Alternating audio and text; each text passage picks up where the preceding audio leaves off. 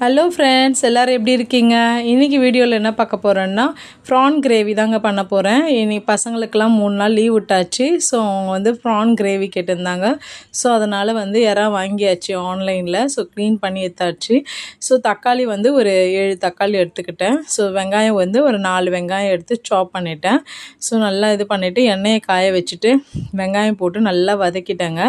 வதக்கினதுக்கப்புறமா அது பொன்னிறமாக ப்ரௌனாக ஆனதுக்கப்புறமா இஞ்சி பூண்டு பேஸ்ட்டு ஆட் பண்ணிவிட்டு நல்லா வதக்கிடுங்க. வதக்கினதுக்கப்புறமா ஸ்லைசஸாக கட் பண்ண இந்த தக்காளி ஆட் பண்ணிவிட்டேன்.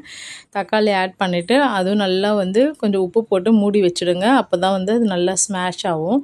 ஸ்மாஷ் ஆனதுக்கப்புறமா நல்லா வதக்கிட்டு அதுக்கப்புறம் தேவையான மசாலாலாம் ஆட் பண்ணிவிடுங்க.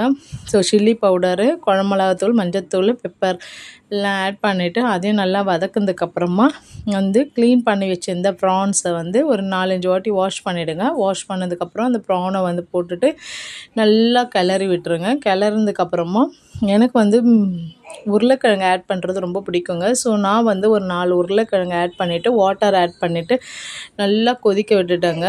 ஸோ சூப்பராக கொதிச்சதுக்கப்புறமா நல்லா வந்துட்டு நம்ம கொத்தமல்லி நல்லா சாப் பண்ணி வச்சுட்டு நல்லா கட் பண்ணி வச்சது கொத்தமல்லியை தூவிட்டு இறக்கிட்டோம்னா கம கம கம கம ப்ரான் ரெடி ஆயிடுச்சுங்க. நீங்களும் ட்ரை பண்ணுங்கள் ஃப்ரெண்ட்ஸ். பாய்.